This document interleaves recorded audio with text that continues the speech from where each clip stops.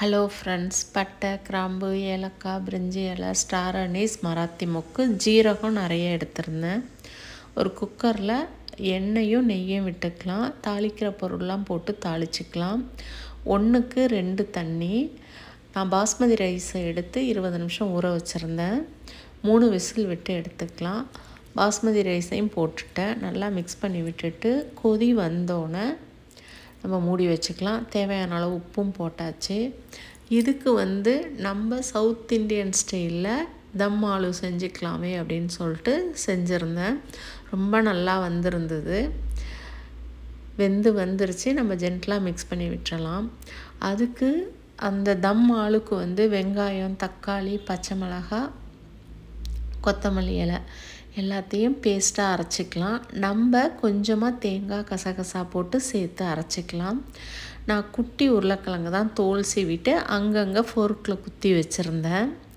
இது எல்லாம் 2-3 விசிலில் வெந்துருங்கிறாங்க. எனக்கு என்னமோ சின்னது ரொம்ப நாளி வேகும். அதனால் ஒரு 5 விசில் கிட்டே விட்டுக்கிட்டேன். பேஸ்ட்டாக அரைச்சி எடுத்துட்டேன்.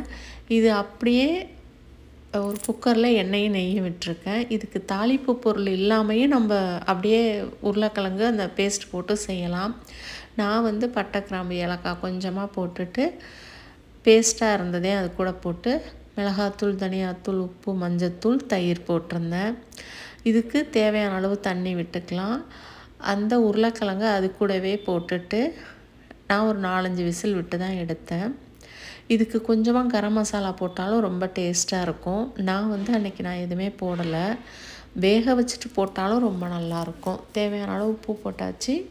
கொதி வந்தோடனே தேவையான அளவு தண்ணியும் விட்டாச்சு. கொதி வந்தோடனே ஒரு 5 விசில் விட்டு எடுத்துக்கலாம்.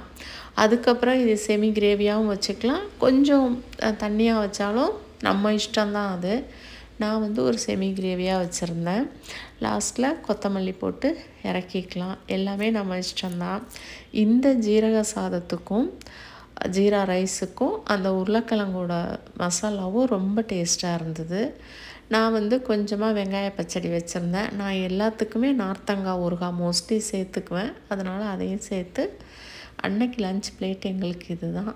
ரொம்ப டேஸ்ட்டாக நல்லா வந்திருந்தது. தேங்க்யூ. தேங்க்ஸ் ஃபார் வாட்சிங்.